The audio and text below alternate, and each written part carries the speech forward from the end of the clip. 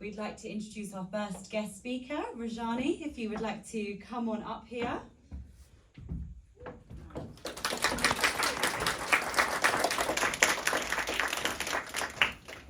Thank you, Amy. So I want to start by sharing what Amy just shared. So I just moved to Cambridge about 2 years ago, and I've been doing tech all my life. And I felt when I moved to Cambridge that there was like, where is the tech people? Like, forget about female, like even men. I just couldn't find like any tech people. I of course was not looking at in the right places. So I even created a leaning group to say, hey techies, come, let's meet up. If you're here in Cambridge, come and join. And I had only one person after like a year and a half contact me saying, hey, I'm interested. So hopefully now that I know that there are so many tech women, we can keep in touch, and we can see through SoCode and other ways, try and meet and connect. So the introduction, I'm gonna do it in my slide, but here today I'm gonna talk about innovation in technology. And before I start, I want to say welcome to everyone, and this is my first event in Cambridge. So I go into London twice a week to speak, and I just feel it's so great that I'm just 30 minutes away rather than an hour and a half or 2 hours into London, like a trek and then trek back. So I'm so thrilled to be here, and I'd like to and to share this space with you. I'm actually a principal technologist at Aviva, and I have over 2 decades of experience building cutting edge tech.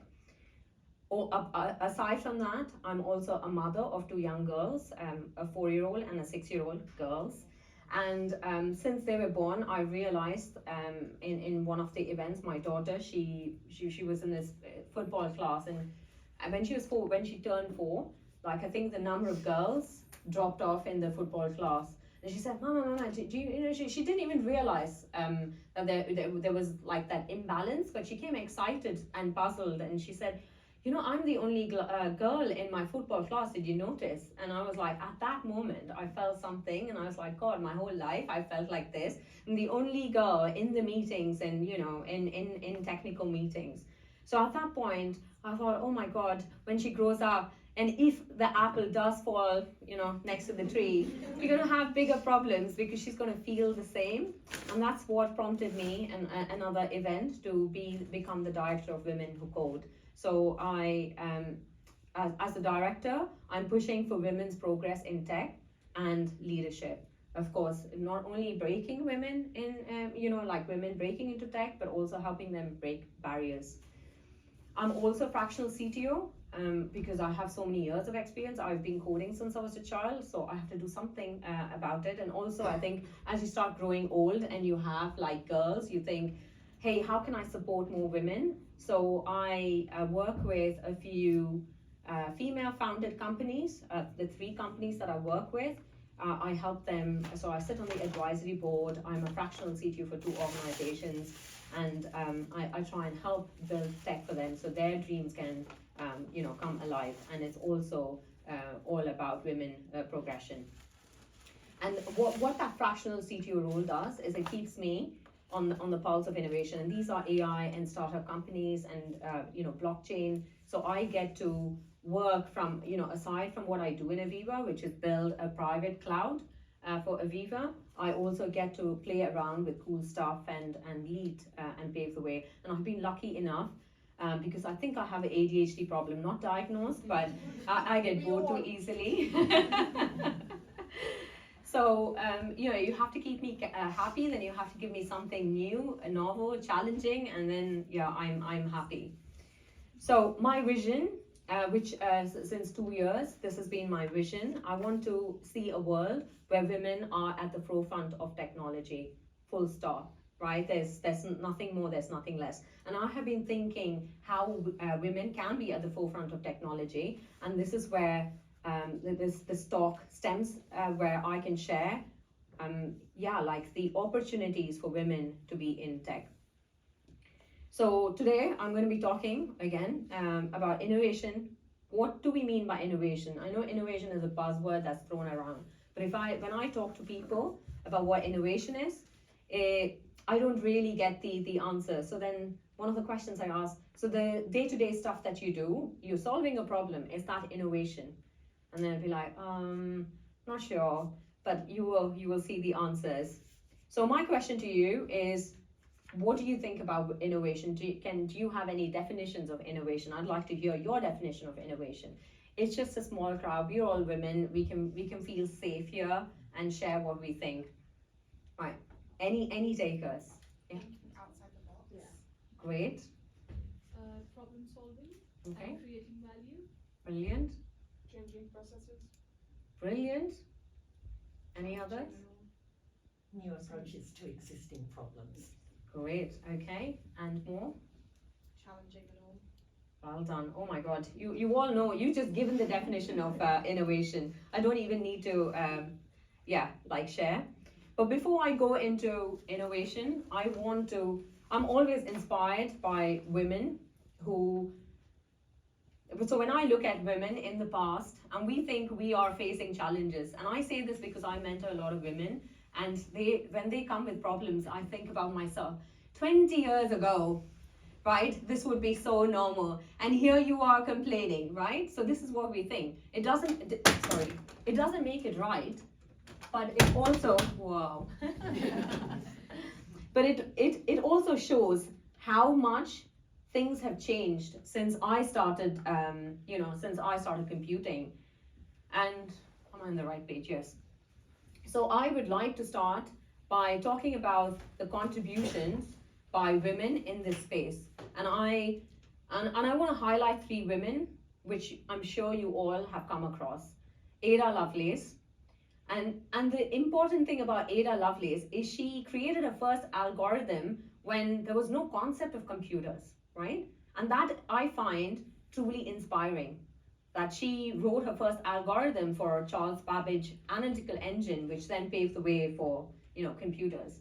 Grace Hopper, she pioneered programming languages, and she wrote her first compiler when people didn't even know what computers are. They're just grasping what computers are, right? Like, imagine that. And Margaret Hamilton, and she was a software engineering innovator, and her contributions sent the man to the moon. So I feel like I can't even imagine the challenge that they would have faced to be pioneers in tech at that time. So here's the definition of innovation. At the core, innovation is about making life better for everyone. It's not just the eureka moments like we think, because for me, I thought innovation is about the eureka moments. And if you ask me, am I innovating? I'd be like, I'm not sure. Because for me, always innovation felt like, yeah, it has to be something transformational. But it's also the process of bringing these eureka moments into and bringing the ideas to life and improving how we work, live, and interact. And it's also improving the solutions. And some of you actually said it's also improving the solutions we already have. So good innovation brings together original thinking and the ability to make it real, pushing forward and helping us grow by solving actual problems. And innovation is customer centric. We said, out of the box is something novel, and most important, it's useful. So we can look at innovation on a spectrum. And it's the easiest way, because there are various models for innovation, but for me, the easiest way is to look at innovation on a spectrum, because I realized, like, back in those days when I was in my 20s, everything was black and white, right? There was zeros and ones and black and white. But I've realized in life, there's always a spectrum.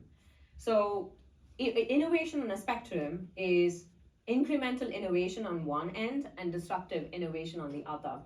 So incremental innovation is about that small changes that you do in processes, products, services, strategies, like you said, is continuous improvement. It's low risk, and it's easier to implement with smaller investments. So it's very incremental. So examples of this would be like your camera phones, right? Your camera phones getting powerful. The megapixels, are getting better. They're getting more professional, and it's actually an example of incremental innovation. The same thing with your PCs. If you take your PCs, your battery life in the PC is getting better and better. So that's an example of that. Also, your processors. So you look at your processors; they're getting faster and faster slowly. So these are all incremental innovation to make sure that you survive and you are getting there. And most of the investment and most of the innovation is like 70% of it is incremental. It's on the other end of the spectrum, we have disruptive innovation. So disruptive innovation is something really radical, and at this point you have a breakthrough. You are changing the whole industry. You're revolutionizing the industry, and this could mean like new product, new services, and they are harder and higher risk. So I worked for Philips for some of my career, and I felt like Philips always came up with this disruptive innovation, but we were too ahead.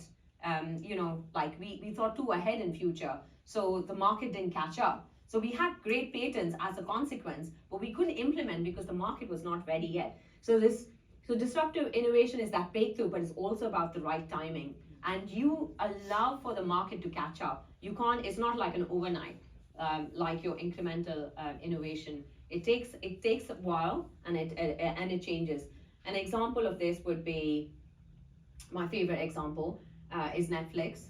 And if you have not read the book Netflix, No Rules Rules, I'd highly recommend that book with an open mind, because there are some things where you may get triggered, but I'll say just open-mindedly read about it, and you learn loads of things about organization in Netflix, No Rules Rules. So if you look at Netflix and how they have disrupted the innovation, so there's Blockbusters and there was Netflix. And Netflix actually went to Blockbusters and said, hey, can you buy us for this amount of money? And Blockbusters actually laughed to their face, and they said, no, not happening. What are you guys talking about? So Netflix went back, and then they disrupted it. Blockbusters went bust, whereas Netflix actually made it, and they're one of the FANG companies, right? Like the N in the FANG. And they're doing incredibly well. So it is harder and higher risk, obviously, and it's long term, like I said, the market, and it's new capabilities, something that you haven't even thought about. And I can't talk about disruptive innovation without talking about AI, right? AI is disruptive. For example, ChatGPT, wow, right? And I know that more and more of the generative or the artificial general intelligence is going to come, and it's going to disrupt the world. So we better be prepared. So this slide just talks about the differences, and I'd like to highlight that in disruptive innovation, there's technology newness, right? Like Uber, Airbnb, you think about them. Like, I don't know, I mean, every time I go, I can only think about Uber, like who waits for a taxi or a phone call, right? It's Uber, you think. Even companies like Deliveroo, they've shifted the way we order groceries or order food, so much so that I have this Emma app, and Emma says you're the top 1% user of Deliveroo, and I'm like, oh, maybe I shouldn't use it that much, right? Because how is it that I am the most usage? I use it so much. So it actually transforms the way you live as well, and with the change. So I would like to talk about disruptive and incremental innovation in Netflix study. So the first thing I want to talk about, we've spoken about Netflix, how they were disruptive. They knew the internet was getting faster and better, so they connected the dots, and they knew that DVD rental, you can't stack everything in your home, and every time you have to make a trip to the store to exchange it.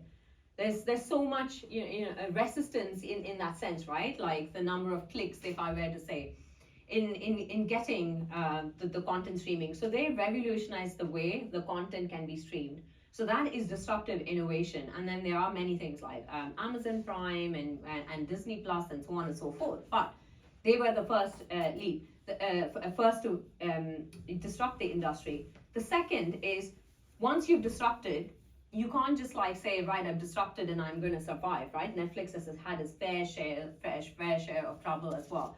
So once you've disrupted and you have like got the market share, you're forced to incrementally innovate and see, look at your customer, what does the market need, what does the customer need, and continuously improve. So their example of incremental innovation is where they started adding content, right? Their own content, like House of Cards and Stranger Things are my favorite. Like shout out a few, and that's Amazon original. But so this is how they did their incremental innovation. So a disruptive innovation, like only you can't do a lot of it because like I want to meet people who like every day wake up with like, hey, we could do that. Count me as your friend. I will make tech possible for you. The next. So we've spoken about what innovation is on the spectrum, and I want to also emphasize why innovation, and not only talk about why innovation, where's the gap, and how we women can bridge this gap. So the first thing I want to talk about is why innovation is important is we know that 52% of the Fortune 500 companies disappeared since 2000. That's 52% of Fortune 500 companies.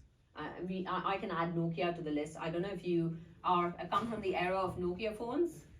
I know a few are nodding. I'm from the era of Nokia phones, and we know how it went past. So the other equation to this is that the global spending on the R&D is increased by 8.5% to a record 2.4 trillion, and this is in 2021. I don't even know what it is now. And this is like 2.4 trillion of business and economic growth. So there's so much money, there's so much growth. So it is an important equation just for the world as well. And then McKinsey study said that 84% of the executives agree that innovation is important. So like everyone, most of the organizations believe that innovation is important, yet 94% of them are dissatisfied with their organization's innovation performance. That is 94%, which means only 6% of these companies that remain are satisfied with their innovation. And I'm sure that 6% is the FANG companies. Just joking. So if you, and then there's also the Harvard Business Review research, and this is important because it highlights the fear of failure that inhibits innovation in 31% of the organization. And also the boost in companies. So why do companies have to innovate? If you innovated as a company, it's a profit for your company. Share prices increased by 17%, and the revenue increased by 19% from a BCG, the Boston Consulting Group study. So what's the solution, I say, to innovation? What do you think? I want you to like share your experiences of what you think could aid innovation in your organization. I know I'm talking about psychological safety, but I want to hear what you think is key to innovation in your organization. Open culture. Great. Having room to get things wrong. Brilliant. Bringing diverse thoughts together. Perfect. Growth mindset. Brilliant. Wow. The time, having time to think. Investors who are prepared to take some technical risk. Wow. Wow, you actually summed up the psychological safety really for me. So I want to talk about psychological safety because we as organizations, what I also want to do as I'm talking through the psychological safety is for you to look into your organization, your team, wherever you are, and I want you to see in which stage of the psychological safety you are. And this 4 stages is it's from the book written by Timothy R. Clark, and it is fantastic if you read it, because we talk about psychological safety, but we don't really know what it means. In the sense, we know what it means, but not really until you understood the 4 stages of psychological safety. So one question, who knows the 4 stages of psychological safety? Not after looking at the slide, but before. Who knows the 4 stages? Has anyone heard about it? Great. Wow. Okay, then it's good content. So the first stage is inclusion safety. So inclusion safety is where you feel you can be yourself. That's all it means. I'm an Asian woman. Can I identify myself as an Asian woman and feel safe? And I have a long history of working in tech, and there have been times where I've heard comments like, I just joined and it's not even been like a week, and a team member says, oh, you know what, we are a diverse company and we just love recruiting women, and you will have no problems with promotion because you're a woman. And I was like, and at that point I was just thinking, I can either have this conversation with you and, you know, like break, you know, like the team bonding, or we, you know, I can stand there. And I said, listen, you may have your views, I have my views, and I know why I got through. It's whether I'm a woman or not, it doesn't matter, and I don't want to have this conversation. So I just knocked it in the bud and didn't want to have that conversation. And since then we've had good relationship. It's not that it's been bad, but then people say these things where I feel like, oh my God, did I just get selected because I was a woman? Am I good enough? Are these people? You know, it creates doubts in you, and it just feels like anything. So for me, if I'm part of like activities that are women related, I'm so afraid to share it with my team because I feel like, will it be accepted? You know, so if you are if this inclusion safety is not there, and it's like the most fundamental, then you can't be yourself, and it starts eating into your confidence and everything else. Like, this is the basic. So I'd like to ask you all, do you feel in your organizations and team that you are included? You can be who you can be and say what you want to say. That's the first question. And if you can, well done. You've just climbed one stage, and yeah, good going. So inclusion safety is the foundation of innovation, because if you don't even feel like you belong, forget about innovation. You're not going to contribute anything. You're far off from innovation when you're even grappling like, hey, can I be who I want? You know, and usually when you are underrepresented, it's the hardest, because you don't see the same faces like you, right? The same color, the same race. The second stage is learner safety. So in learner safety, it's having the culture where you're allowed to learn, right? Can you learn? Can you thrive by learning? Can you ask questions? How many of us feel like we are in meetings and we are able to ask the question that just popped in our head? I can see some nods. Everybody nodding? Okay. I'm nodding, but not everybody. Yeah. Yeah, so I have been in spaces where there have been times where I'm like, so when I've asked questions, you know, I have got like, what? And I think what happens is when we ask questions, when I've asked questions, it's probably challenged their egos in some way, that it's not helpful.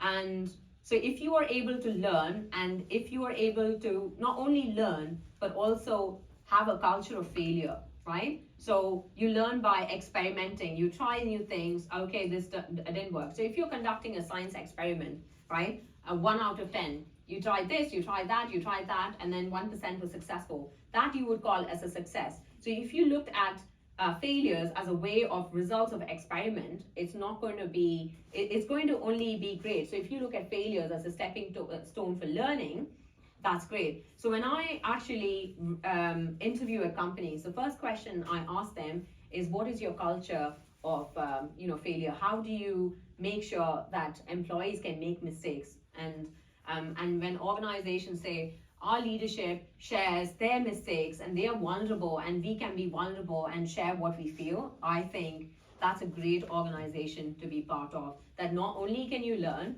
but you're able to, feel vulnerable, share, ask questions, make mistakes, and yeah. So the second is learner safety. I don't know where you are in your organization if you have learner safety.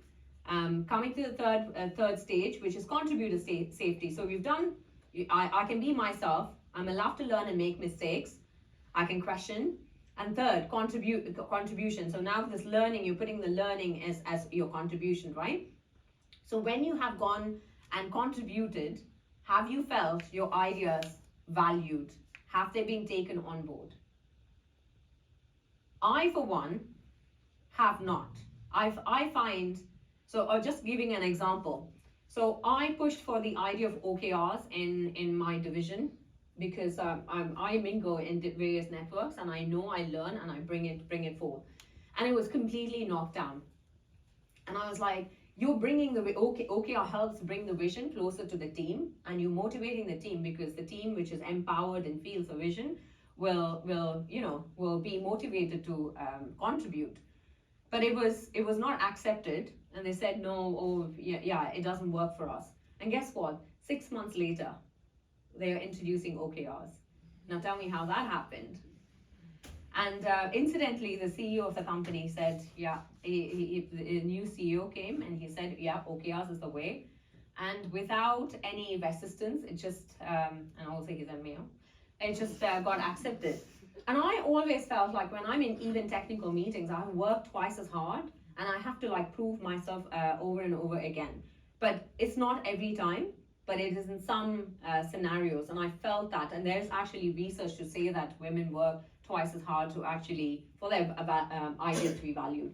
So I'd like to ask you, which organizations that you work for, I don't want to know the names, but do you feel that whatever you contribute is valued? Raise your hands if you feel it's valued.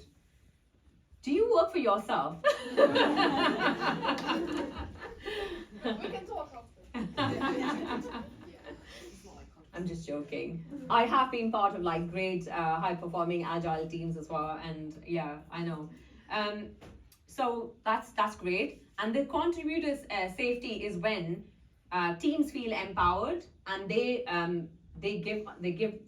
want to they think about customers, they want to enhance the product, and they are contributing in for the betterment. And if you look at it, this is where the incremental innovation takes place, when they're contributing and making things better. And the fourth one is the challenger safety. I have been in both places where let me actually start sharing what challenger safety is. Challenger safety is this is an organization which builds feedback culture, like where you can challenge the status quo and you never feel like it's going to come back and bite you for challenging people. I have been like Asian culture. When I have worked in India, I challenged the CEO and it didn't go down well.